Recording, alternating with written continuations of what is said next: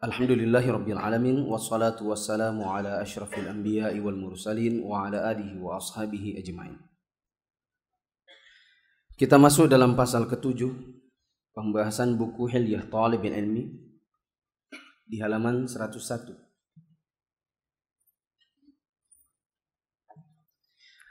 Larangan yang pertama adalah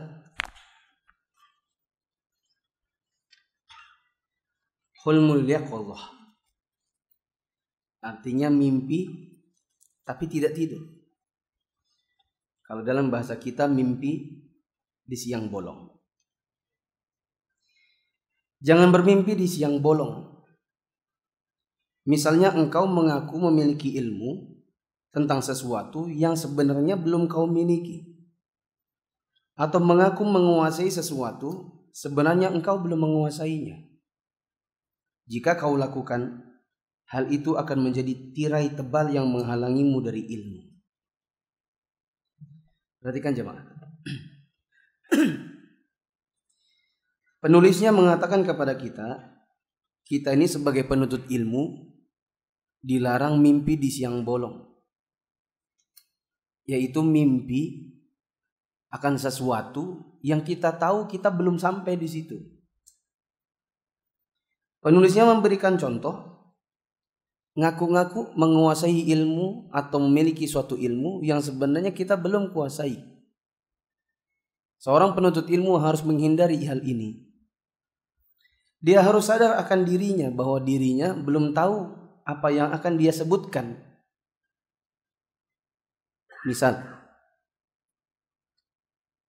Misalnya di dalam satu kitab fikih ada bab-bab yang saya sendiri tidak berani menyampaikannya. Misalnya bab jinayat. Bab tentang hukum-hukum pidana. Saya pernah ngisi pengajian di Indosat. Saya tamatkan buku Matan Abu Syuja'. Ada bab jinayat yang saya lompati karena saya tahu bahwa saya tidak menguasai itu. Saya pernah belajar kepada Syekh Sa'ad Asy-Syadzili. Tapi baru setengah Allah takdirkan saya lulus kuliah. Jadi saya pulang dengan mempelajari bab itu baru setengahnya. Saya nggak hafal bagaimana kalau seandainya misalnya Syekh pernah mencontohkan apabila seseorang menyayat pipi seseorang 5 cm, berapa yang harus dia bayar? Tentunya tidak akan disayat pula. Tapi bagaimana cara mengganti ruginya? Saya tidak kuasai bab itu. Karena saya memang belajar baru 1 kali. Dari Syekh Sa'ad Asy-Syadzili. Itu pun cuma dapat setengah karena saya keburu pulang ke Indonesia. Maka saya ketika mengisi pengajian dan ada bab itu, maka saya katakan bab ini saya lompati karena saya tidak menguasai. Dan tidak boleh malu sebagai seorang penuntut ilmu karena kita memang bukan ulama. Para ulama saja ada bab-bab yang dia tidak kuasai. Ada sebagian ulama yang tidak bisa menghitung waris karena beliau lupa belajar matematika waktu kecilnya dulu. Ada seorang syekh besar, saya tidak berani menyebutkan namanya. Beliau mengatakan, saya menyesal dahulu tidak belajar matematika. Karena setelah itu, setelah tahu ternyata KPK, apa itu KPK? Kelipatan persekutuan terkecil yang dipelajari di SD dulu. Rupanya itu sangat dibutuhkan untuk ngitung waris. Jadi saya hafal, si fulan dapat seperanu, si fulan dapat seper ini, si fulan dapat sekian, si fulan menghabiskan sekian. Itunya hafal, tapi kalau disuruh ngitung, nggak bisa. Dan beliau sadari itu, dan tidak malu untuk mengungkapkan saya tidak menguasai menghitung. Apalagi cuman kita yang penuntut ilmu biasa. Yang tak seorang pun mau menstempel kita ini sebagai ulama. Para ulama saja tidak malu untuk mengakui apa yang dia belum kuasai. Apalagi cuman kita. Maka ini menjadi peringatan bagi kita. Kalau belum menguasai sesuatu, maka jangan ngaku-ngaku. Atau jangan mengatakan saya berilmu dalam bidang ini padahal kita belum pernah mempelajarinya dari satu guru manapun. Karena mempelajari suatu bab itu butuh guru di bab itu. Butuh guru untuk kita menimba ilmunya di bab yang akan kita ajarkan kepada orang lain, supaya tidak salah-salah. Kita baru belajar durusul lughah. Itu pun baru jilid 1, 2. Jilid 1 malah. Terus kita bikin kajian bahasa Arab. Ini belum pas. Belum sempurna ilmunya. Nanti hanya bisa mengajarkan kaifa haluk. Alhamdulillah. Ana bi khair syukra. Min aina anta? Min aina taskunu? Hanya di bab-bab itu saja. Nanti setelah datang nahwunya nggak bisa mengajarkan. Maka saya katakan, kalau kita belum menguasai itu, mendingan tunda dulu. Jangan bilang kita ini menguasai. Di sini dikatakan penulisnya, fa in fa'alta fa huwa hijabun kathifun 'anil ilmi. Jika kau lakukan, maka mimpi siang bolong begini akan menjadi tirai tebal untukmu yang menghalangimu dari ilmu. Kenapa? Karena ngaku-ngaku menguasai sesuatu membuat kita menjadi terhalang mempelajarinya. Ya. Merasa diri ini sudah menguasai suatu ilmu akan menghalangi kita dari mempelajari ilmu itu. Misal kita mengatakan, saya paham zakat. Menghitungnya dari A sampai Z. Ya. Lalu kemudian padahal kita ini belum tahu. Kecuali sebatas bahwa zakat uang itu 2,5% dari uang yang dimiliki. Dah. Tapi ketika ditanya berapa nisabnya? Nisabnya pakai standar emas atau perak? Yang benar yang mana? Kalau perak berapa? Kalau emas berapa? Ya. Ditanya ini baru satu dasar. Belum lagi nanti diberikan pembagian zakat. Ada berapa? Zakat mal ada pada berapa komoditi? Bagaimana aturan-aturannya masing-masing. Lalu kita mengisi kajian zakat. Nanti kalau ditanya berbagai hal, nanti kita tidak bisa jawab. Setelah kita mengajarkannya, kita sudah tidak mau belajar ilmu itu lagi. Karena kita sudah merasa bisa. 55. Kita dilarang jadi Abu Shibr. Tahu Shibr? Shibr itu ini. Orang bilang kill. Antum waktu main kelereng, kill. Ya kan? Ya tanda. Itu namanya kill. Jangan jadi Abu Kill. Coba kita lihat. Kata penulisnya, para ulama terdahulu berkata, al-ilmu thalathatu absyar. Man dakhala fi syibril awal takabbar. Wa man dakhala fi syibril tsani tawadha. Wa man dakhala fi syibril tsalits alima annahu ma lam ya'lam. Ma ya'lam. Ilmu itu memiliki 3 jengkal. Siapa yang memasuki jengkal pertama, niscaya akan sombong. Siapa yang memasuki jengkal kedua, niscaya akan rendah hati. Siapa yang memasuki jengkal ketiga, niscaya mengetahui bahwa dia tidaklah berilmu. Perhatikan teman-teman. Nukilan di sini bahwa ilmu itu 3 kill. Kill pertama, yakni baru belajar. Siapa yang baru belajar, biasanya sombong. Jadi kalau antum melihat ada orang menyombongkan ilmunya, biasanya itu baru ngaji. Iya. Yang suka bikin status-status di Facebook, di Instagram, yang kaya-kayanya itu menampakkan ilmu, biasanya memang baru ngaji.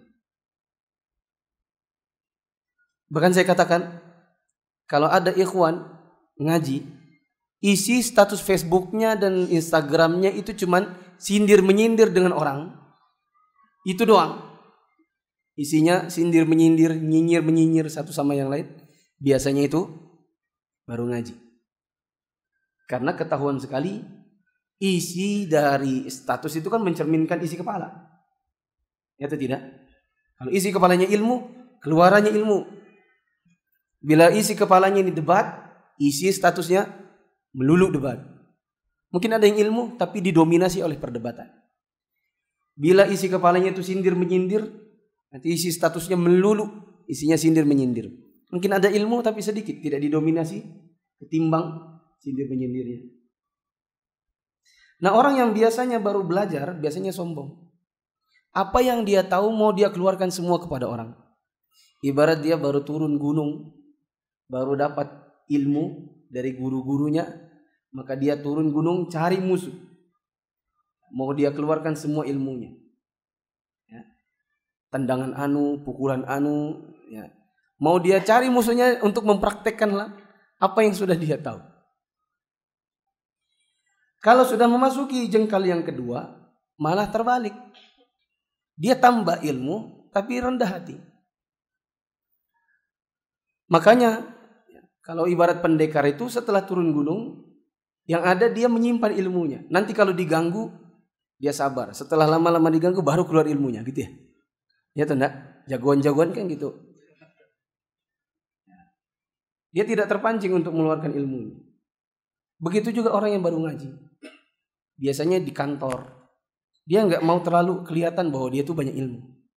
Tapi kalau orang tanya, dia jawab. Dan orang yang bertanya kepadanya puas dengan apa yang dia jawab. Keluar dalilnya. Keluar hujah-hujahnya. Minimal ada landasan. Meskipun mungkin tidak hafal Arabnya. Tapi keluar. Lisannya itu ilmu.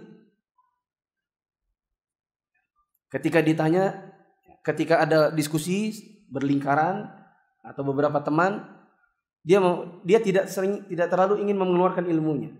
Orang bicara banyak, baru kemudian dia luruskan.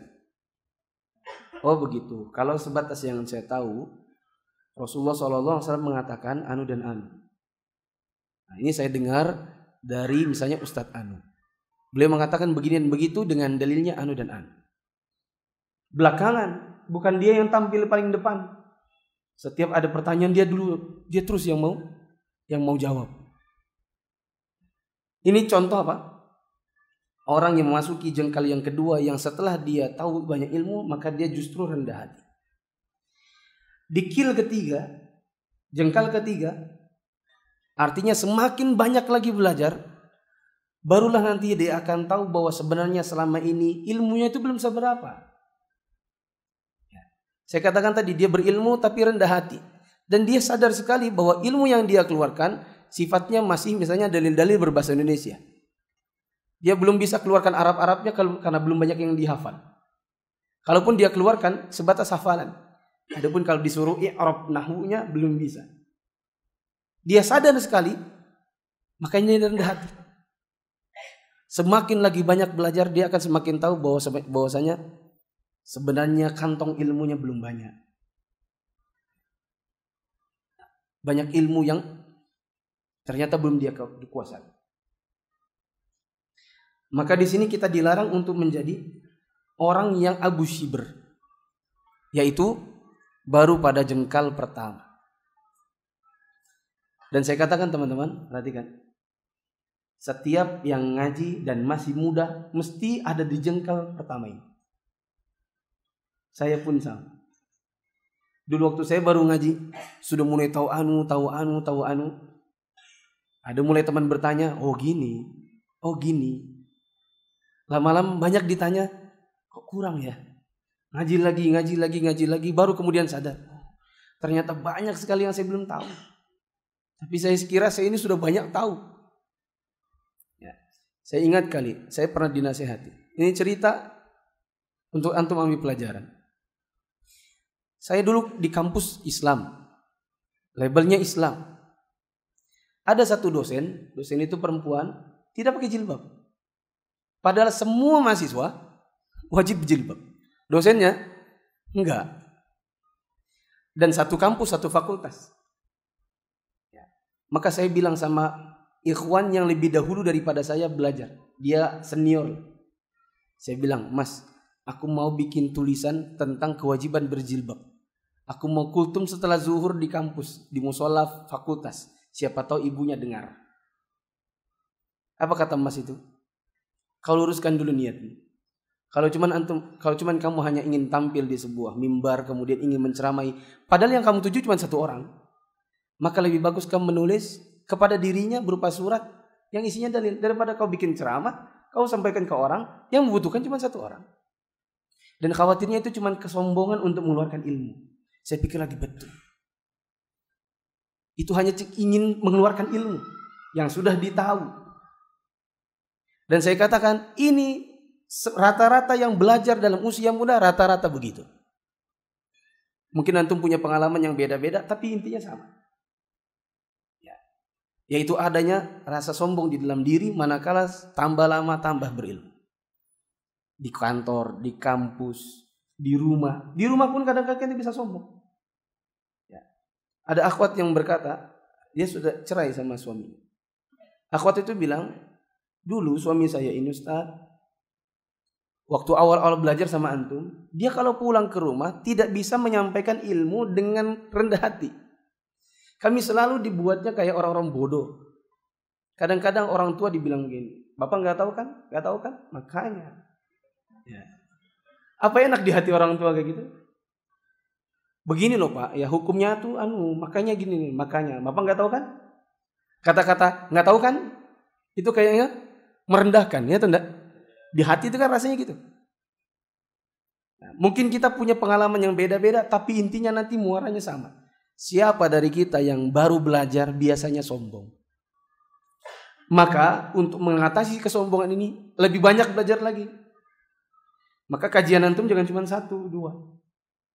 Usahakan ada beberapa. Yang kalau bisa waktu antum waktu awal-awal belajar, pastikan betul ilmunya betul-betul yang cocok buat yang baru belajar. Supaya antum mengisinya dari dasar. Ya, ibarat bikin kue, antum masukin dulu menteganya, tepungnya, gulanya. Baru diaduk, diramu, baru dibentuk yang lain. Baru dijadikan kue semprong atau apa dibuat bunga, dibuat lain-lain. Yang penting masukin dasar-dasarnya dulu. Ke-56, kita dilarang tampil sebelum ahli. Di sini kata penulisnya, mana ya? Kata penulisnya, at-tasaddur qabla at-ta'ahhul. Dilarang tampil sebelum ahli. Hindarilah menampilkan diri sebelum memiliki keahlian. Ini merupakan penyakit ilmu dan amal. Ada yang berkata, man tasaddara qabla awanihi faqad tasadda li hawanihi. Siapa yang memaksakan diri tampil sebelum waktunya, berarti telah menjerumuskan dirinya kepada kehinaan. Perhatikan teman-teman. Kalau kita belum waktunya tampil, maka jangan tampil. Bila belum ahli dalam apa yang akan kita sampaikan, maka stop, jangan dulu menyampaikannya. Contoh ya, bikin pengajian, padahal ilmu kita belum seberapa. Ingin membuat sebuah majelis ilmu, tetapi kita sendiri misalnya bahasa Arab belum belajar. Maka ini tampil sebelum ahli. Jangan sampai kita memiliki yang seperti ini. Majelis-majelis ilmu yang kita buka padahal kita belum waktunya. Kita masih prematur. Ibarat bayi kita belum waktunya keluar. Ya, masih sungsang. Harus dibalik dulu, diluruskan dulu. Kemudian baru dikeluarkan. Ada bahayanya orang tampil sebelum ahli, tapi nggak ada di sini. Berarti antum harus mencatat. Apa bahayanya tampil sebelum ahli?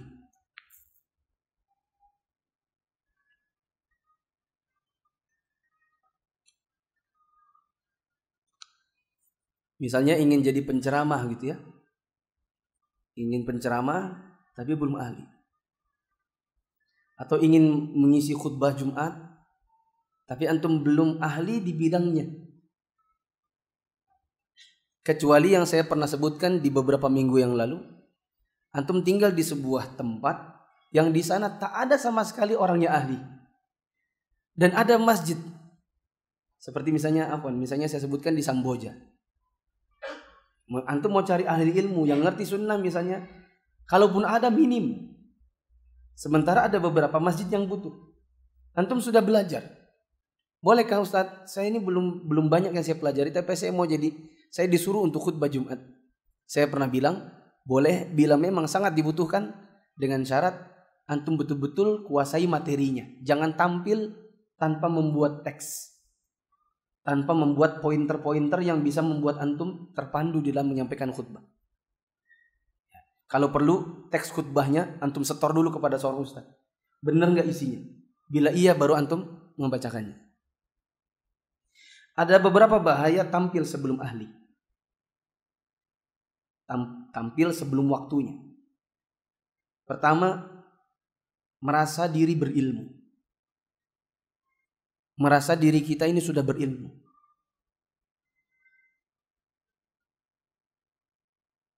Yang kedua, akibat dari merasa yang nomor satu tadi itu, akibat dari merasa berilmu, yang nomor dua adalah jadi malas belajar.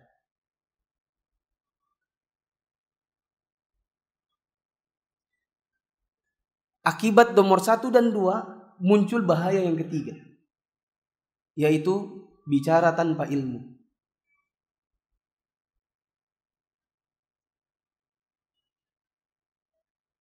Yang keempat, sombong bila diikuti. Sombong bila diikuti. Maksudnya memiliki pengikut. Ada orang merasa berilmu, malas belajar, kalau bicara tanpa ilmu, tapi memang retorika kuat. Ada kan orang begitu? Sebenarnya dia nihil isinya. Kalau di skor konten kurang. Tapi kalau gaya nomor 1. Gaya penyampaian berapi-api. Takbir, Allahu Akbar, gitu kan, keras, semangat.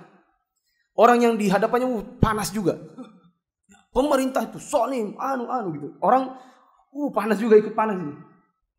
Tapi kalau dilihat dari konten ilmu 0, cuman gaya oke. Ya, orang yang seperti ini jadinya nomor 4. Kadang-kadang dia diikuti. Ya, diikuti karena faktor gaya. Ada style yang memang style orator. Manakala dia diikuti, meskipun sebenarnya nggak berilmu, jadinya sombong. Goyang. Siapa dulu gitu. Ya. Jadinya sombong kalau ada pengikut. Yang berikutnya, marah kalau ditinggalkan. Marah kalau ditinggalkan. Karena sudah punya pengikut. Kalau ada yang pindah, ada yang meninggalkan pengajiannya, marah dia. Antum kemana aja? Oh Mas Ustadz, saya sudah nggak ikut lagi. Kenapa nggak ikut lagi? Ini kan kita bela Islam. Iya, soalnya saya merasa ya saya kurang cocok aja. Antum ini cemen, gak membela Islam, gugur di medan perang. Yang ke-6, jadi tidak ikhlas dalam berdakwah. Jadi tidak ikhlas dalam berdakwah. Itu konsekuensi dari nomor 4 dan 5. Orang kalau diikuti sombong, akhirnya dia ceramah, dia berdakwah karena faktor ada yang ngikut. Dia berdakwah karena semangat, karena ada yang jadi pengikutnya. Ya. Bentuk keikhlasan yang lain, kalau ada yang pergi dia marah. Padahal yang namanya keikhlasan itu adalah antum berdakwah, mengajarkan orang ilmu, orang ikut, alhamdulillah. Bila tidak, antum gak usah marah. Ya. Dengan jumlah berapapun, oke. Yang penting jalan. Yang ke-7, susah menerima masukan. Susah menerima masukan. Orang yang suka tampil prematur, ya, kurang ilmu, tapi pintar bicara, biasanya kalau diberi masukan susah. Biasanya. Karena nomor 1 lagi, balik. Apa itu tadi? Maksudnya merasa berilmu. Maksudnya sudah berilmu, masa dikasih tahu kayak gitu doang, dikasih tahu. Aku ini kan kalau bicara itu kan berapi-api. Aku itu kan kalau bicara tuh orang lihat matanya. Aku ini kan kalau khutbah Jumat itu nggak ada yang tidur. Ya, semuanya natap kepadaku. Tapi kalau dilihat dari konten 0 sebenarnya. Tapi yang melihat konten 0 atau berapa itu kan orang yang berilmu. Adapun kita orang awam kan ngonggeh-nggeh aja. Yang ke-8,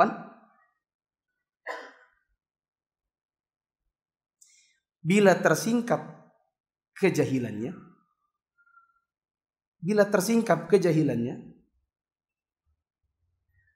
jadi terhina. Bila tersingkap kejahilannya, dia akan jadi terhina. Coba lihat lagi kalimat yang bahasa Arab yang di sebelahnya itu, yang tadi itu. Man tasaddaqa qabla awanihi, apa lanjutannya? Faqad tasaddaqa li hawanihi. Siapa yang memaksakan dirinya tampil sebelum waktunya, apa katanya? Menjerumuskan dirinya kepada apa? Kehinaan. Karena orang, coba perhatikan teman-teman. Ada orang merasa berilmu, ya kan? Dia malas belajar. Kalau bicara tanpa ilmu, dia senang kalau diikuti. Dia marah kalau ada yang meninggalkan dirinya. Dia susah menerima input. Kalau ada yang mengatakan, itu tadi yang antum salah, itu salah itu. Yang benar itu adalah anu dan anu. Bukan, itu yang benar adalah begini dan begitu. Dia nggak mau menerima input. Akhirnya akan ada satu masa di mana ada orang yang menyingkap kejahilannya. Misalnya anggaplah di sebuah perdebatan atau di sebuah diskusi, dia yang selama ini diikuti orang, kemudian ada yang mengatakan pemahaman antum itu salah karena yang benar adalah ini dan itu. Lalu orang melihat, oh ternyata yang kita ikuti selama ini jahil. Jatuhnya ke dalam apa? Kehinaan. Antum mungkin masih ingat cerita saya. Ada ulama terdahulu, Al-A'mash.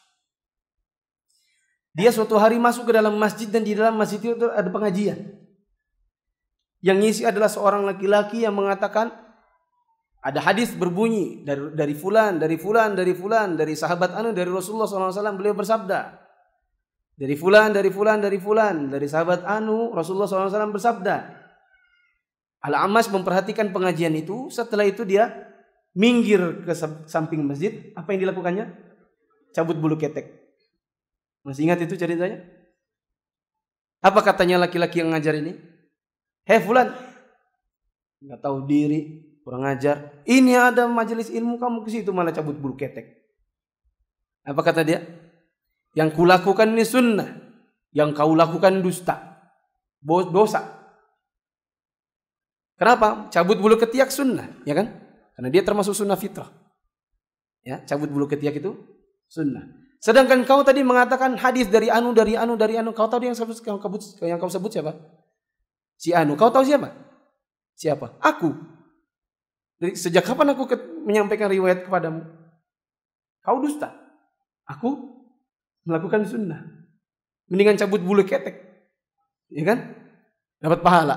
Ketimbang kau dapat dosa. Kenapa? Tampil, merasa berilmu, ya. Lalu kemudian akhirnya ketika tersingkap kejahilannya, akhirnya jatuhnya ke apa? Kehinaan. Saya pernah mendengar kisah ini juga kalau tidak salah dari Syekh Sulaiman Ar-Ruhaili. Beliau katakan kemudian orang-orang yang tadinya belajar sama itu langsung pindah majelis ke tempat bulu ketek itu. Pindah ke situ. Tinggalkan yang ini. Orang pindah ke sana menimba hadis darinya. Dari siapa tadi? Al-A'mash. Orang seperti ini akhirnya apa? Malulah. Hina jadinya di mata manusia. Ya Allah. Akhirnya ada juga yang tahu bahwa aku mengatakan aku mendengar dari si anu. Ternyata yang kusebut namanya orangnya di situ dan selama ini baru aku tahu itu orangnya. Hina atau enggak ini? Ya. Maka teman-teman yang dirahmati Allah Subhanahu wa taala, bagaimana caranya supaya tidak tampil sebelum ahli? Ada perkataan Umar bin Khattab, ta'allamu atau tafaqqahu qabla an tusawwadu. Siapa yang tahu artinya? Sudah pernah kok ini. Tafaqqahu qabla an tusawwadu. Siapa yang tahu?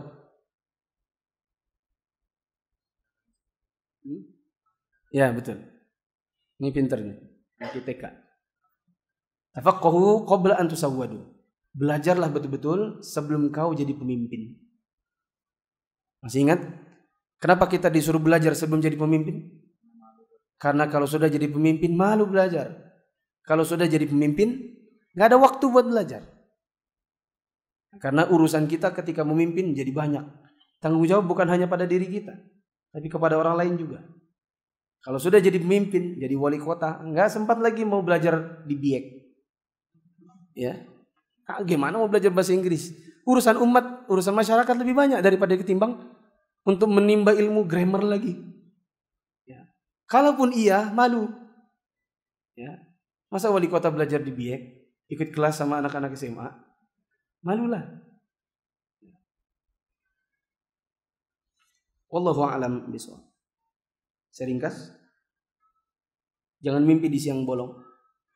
Kalau belum tahu, bilang belum tahu. Kalau belum menguasai ilmunya, jangan dulu buka pengajiannya. Bila antum belum menguasai sesuatu, jangan bilang saya menguasai anu dan anu. Ingat-ingat, bila seorang ulama saja ada yang tidak menguasai sebuah ilmu, bila ada seorang ustadz yang mengatakan kepada hadirinnya, bab ini kita loncati karena saya tidak menguasai, maka kita yang baru belajar harus lebih daripada itu. Kalau memang belum tahu, bilang nggak tahu. Saya contohkan sedikit, misalnya antum di kantor, biasanya orang kalau tanya apa-apa ke antum, karena antum dianggap yang berjenggot sendiri, yang sholat 5 waktu sendiri, yang kalau zuhur azan di kantor gitu kan, yang ngajakin orang kajian. Orang-orang biasanya yang awam nanyanya ke antum. Suatu hari antum nggak tahu, bilang saya belum tahu. Nanti tak tanyain ustadz dulu. Jangan jadi Abu Shibr, yaitu orang yang baru belajar sedikit dan karena baru sedikit ilmunya, dia mengira dirinya berilmu, maka dia sombong. Jadilah orang yang Shibr kedua atau Shibr ketiga, yaitu orang yang setelah belajar dan belajar maka semakin rendah hati, menahan diri untuk memamerkan ilmu. Jadilah orang yang Shibr ketiga, yang merasa dirinya memang masih banyak hal-hal yang belum dia tahu sehingga dituntut baginya untuk belajar. Jangan tampil sebelum ahli. Bila antum belum ahlinya, maka jangan dulu bikin pengajian. Bila antum belum ahlinya, maka jangan dulu ngisi khutbah. Kecuali di tempat yang antum betul-betul dibutuhkan untuk ngisi khutbah. Misalnya karena ketiadaan ahli ilmu, kalaupun ada misalnya pemahamannya kurang tidak sesuai dengan sunnah, maka terpaksa antum tampil sebagai khotib, maka tidak mengapa dengan syarat antum pastikan materinya betul-betul benar. Di antara caranya adalah antum ketik lalu antum sodorkan kepada ustadz yang bisa mentahqiq. Ada bahaya orang tampil sebelum berilmu, sebelum ahli. Yang pertama merasa dirinya berilmu. Kalau sudah merasa berilmu jadi malas belajar. Kalau sudah malas belajar, setiap kali bicara tanpa ilmu. Kalaupun diikuti karena pintarnya retorika, maka dia akan sombong karena ada pengikut. Bila ditinggalkan maka dia marah. Menjadi tidak ikhlas dalam mengajar atau berdakwah. Tidak menerima atau susah menerima masukan-masukan orang. Dan yang terakhir adalah kalau suatu saat ternyata ada yang mampu menyingkap kekurangan ilmunya, kejahilannya, maka yang ada adalah kehinaan. Wallahu a'lam bishawab.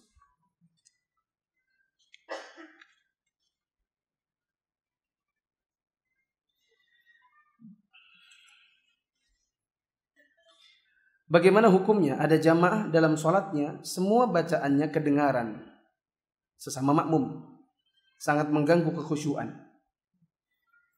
Jawabannya orang ini, dia berdosa. Sholatnya sah tapi berdosa. Berdosa karena mengganggu sesama makmum. Dan jangan dilakukan.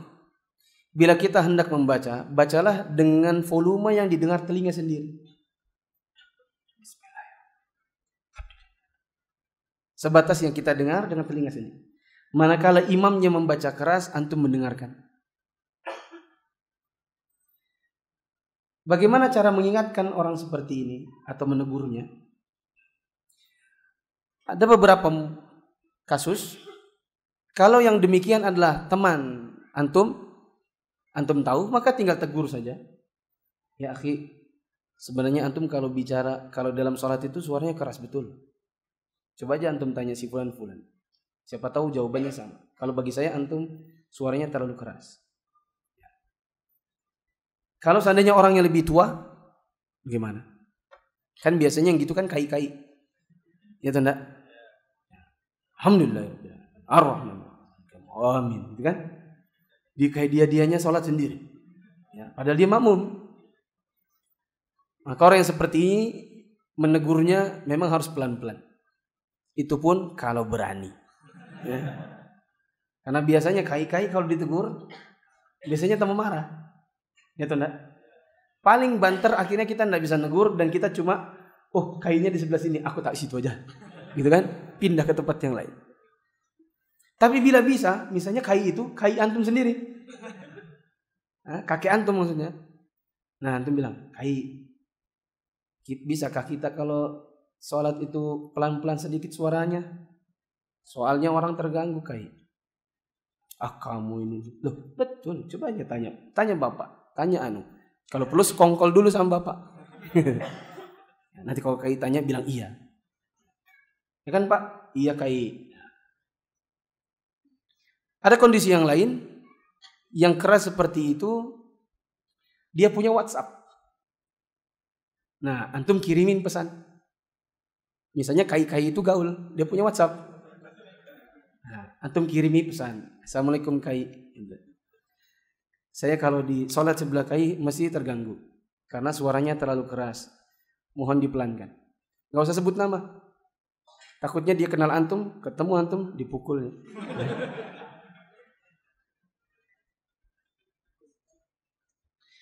Bagaimana jika suami tidak sholat sama sekali? Sudah dinasehati, sudah diancam, bahkan sudah ke pengadilan.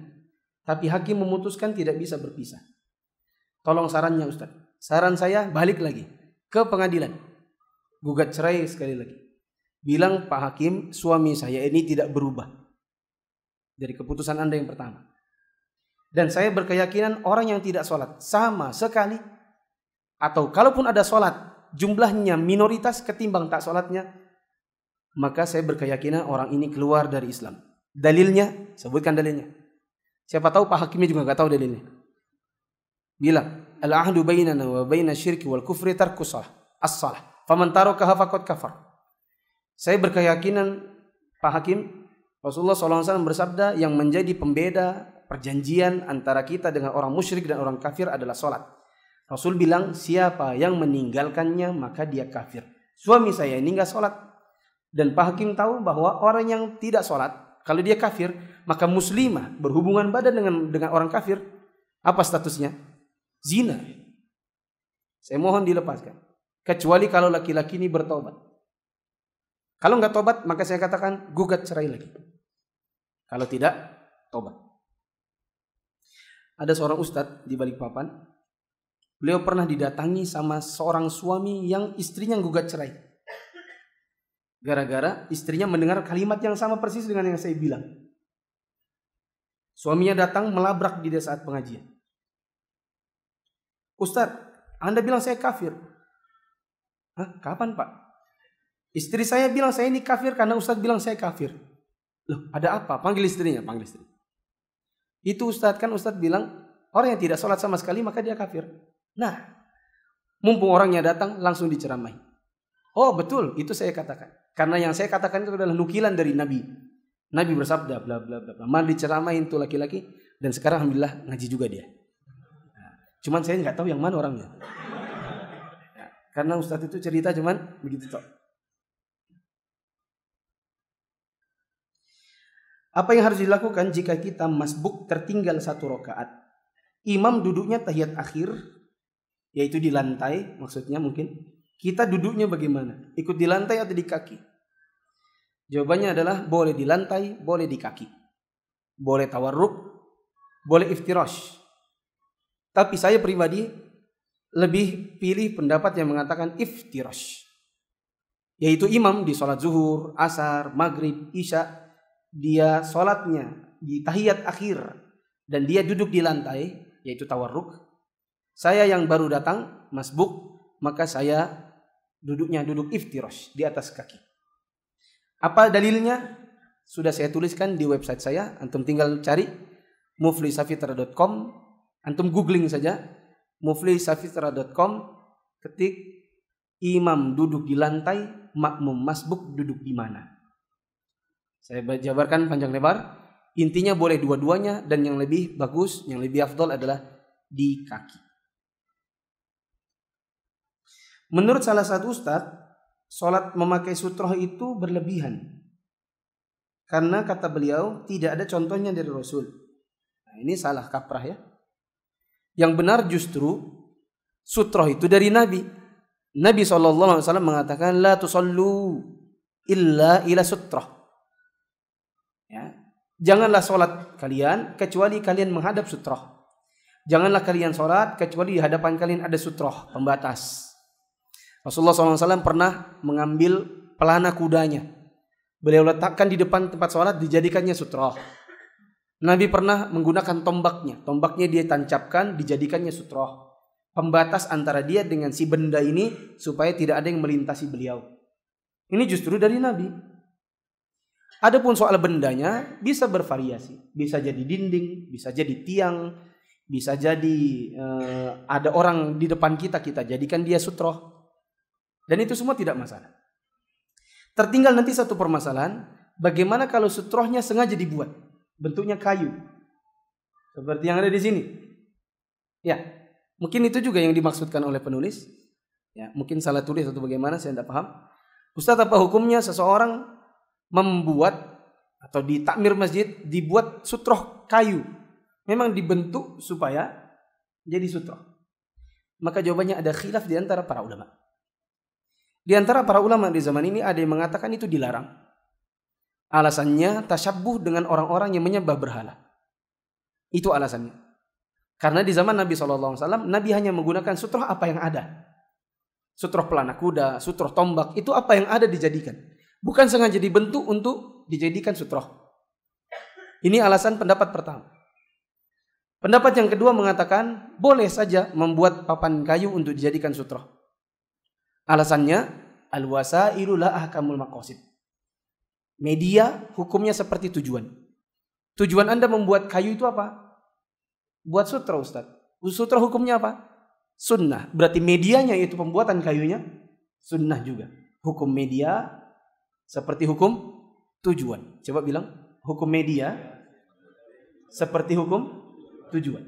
Karena medianya, karena tujuannya sunnah, maka medianya sunnah. Bila tujuannya haram, maka medianya haram. Bila tujuannya wajib, maka medianya wajib. Sutra hukumnya apa? Sunnah. Pengadaannya berarti sunnah. Saya pribadi, saya condong pendapat yang mengatakan boleh saja, enggak masalah. Apa hukumnya umroh tanpa mahram? Maksudnya mungkin buat perempuan. Perhatikan teman-teman, saya beritahukan kepada antum. Di dalam sistem pengeluaran visa, usia 44 tahun ke bawah, 45 tahun ke bawah, maka dipersyaratkan adanya mahram.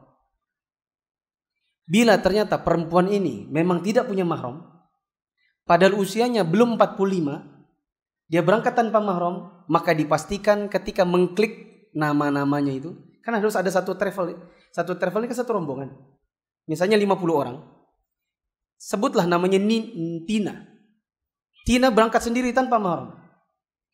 Nanti di dalam sistem pengeluaran visa, isu visa ini ditanyakan oleh sistemnya, di antara yang 49 lagi yang mana mahramnya Tina. Paham? Sehingga kalau kemudian usia 45 tahun ke bawah, lalu dia klik Tina berangkat dengan mahram, dipilih salah satunya padahal bukan mahram, dipastikan dusta. Dipastikan apa? Dusta. Maka hukumnya haram. Berangkat 45 tahun ke bawah tanpa mahram, Anda bukan apa-apa. Anda akan membuat data palsu. Dan itu data dusta. Anda berdosa karena dusta. Begitu juga travelnya. Makanya di sebagian travel yang tidak sunnah, di brosurnya ada tulisan surat mahram 300.000. Antum kira itu apa? Itu surat dusta. Itu surat dusta. Ya, travel yang seperti ini, travel yang tidak menerapkan sunnah, biasanya menerapkan yang seperti ini. Ya, itu dusta, bohong, dosa. Pakai surat mahram 300.000 itu dosa. Karena konsekuensinya adalah data palsu. Oke? 45 tahun ke atas 46, 50. Di dalam sistem Saudi dia tidak ada kolom mahram. Sehingga dia memungkinkan secara sistem untuk berangkat tanpa mahram. Secara apa? Sistem. By system visanya keluar. Tapi secara syar'i bagaimana? Ada khilaf di antara para ulama. Di antara para ulama ada yang mengatakan boleh dengan syarat di antara rombongannya ada orang-orang yang amanah. Entah suami istri, misalnya kakak adiknya. Dia adalah yang suami adalah iparnya, saudarinya adalah dia. Ini akan amanah mendampingi dia. Maka sebagian ulama ada yang mengatakan demikian. Boleh kalau ada rifqah salih. Ada teman-teman yang bisa mendampingi dan mereka orang-orang yang baik. Sebagian ulama yang lain mengatakan haram. Karena Rasulullah SAW menyebutkan tidaklah beriman, tidaklah seorang wanita yang beriman kepada Allah dan hari akhir berangkat safar tanpa mahram. Saya pribadi lebih condong jangan berangkat tanpa mahram. Jangan berangkat tanpa mahram. Catatan, yang namanya berangkat tanpa mahram memang dia nggak punya mahram. Misalnya si fulanah sebatang kara atau sendiri di Balikpapan. Dia tidak punya keluarga. Ada tapi perempuan semua. Keberadaan keluarga yang lain, kalaupun ada laki-laki, maka laki-laki ini semua bukan mahram. Inilah yang namanya perempuan berangkat tanpa mahram. Tapi ada perempuan yang suaminya ada. Suami, cuman dia bilang aku pergi duluan ya. Dia nabung sendiri, suaminya ditinggalnya. Maka ini dosa. Karena dia punya mahram. Cuman berangkatnya nggak pakai mahram. Paham ini?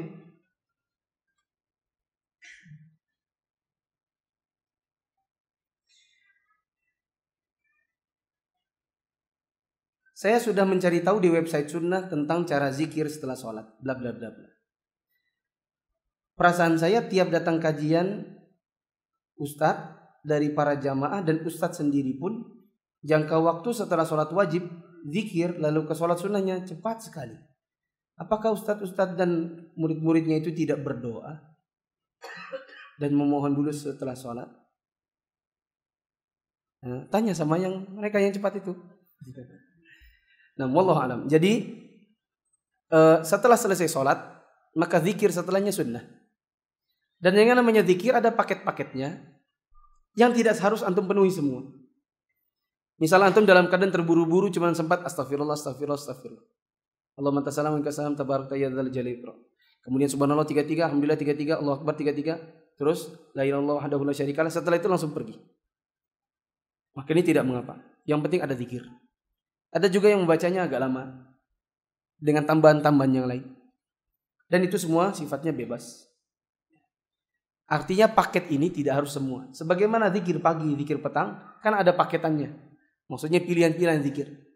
Nah, dalam satu paket ini yang utama dibaca semua. Bila tidak, maka hanya dipilih 2, 3, 4, maka itu pun tidak mengapa.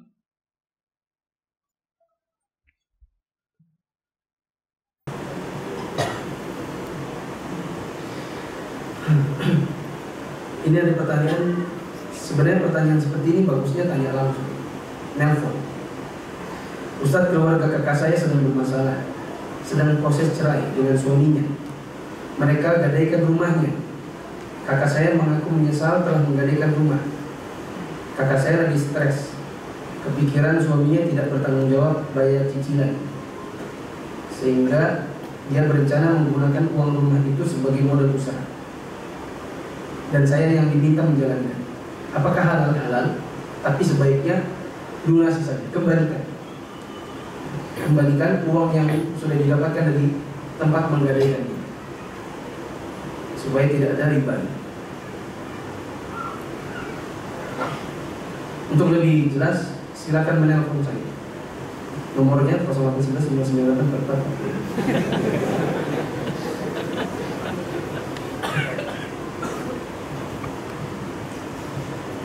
Terakhir, bagaimana sikap kita pada saat mengalami futur dan bagaimana tips supaya tetap istiqomah? Saya nggak panjang-panjang. Tips supaya antum tetap istiqomah ngaji, tetap istiqomah sholat, tetap istiqomah dalam menjalankan agama. Maka tips yang penting adalah cari temannya. Kalau antum sendirian, maka kambing itu lebih mudah diterkam serigala bila dia sendirian. Seorang muslim lebih mudah diterkam oleh iblis dan syaitan manakala dia sendirian. Oleh karenanya saya katakan, bila antum ingin terus istiqomah, aman dari gangguan syaitan, maka senantiasa berteman, berkumpul bersama orang-orang yang antum anggap dengan mereka iman antum bertambah. Yang kalau dengan mereka, maka semangat antum untuk belajar agama terus terjaga. Semangat antum untuk sholat berjamaah akan terus ada. Perhatikan siapa yang menjadi teman antum. Wallahu a'lam bishawab. Subhanakallahumma wa bihamdika asyhadu an la ilaha illa anta astaghfiruka wa atubu ilaik. Wassalamualaikum warahmatullahi wabarakatuh.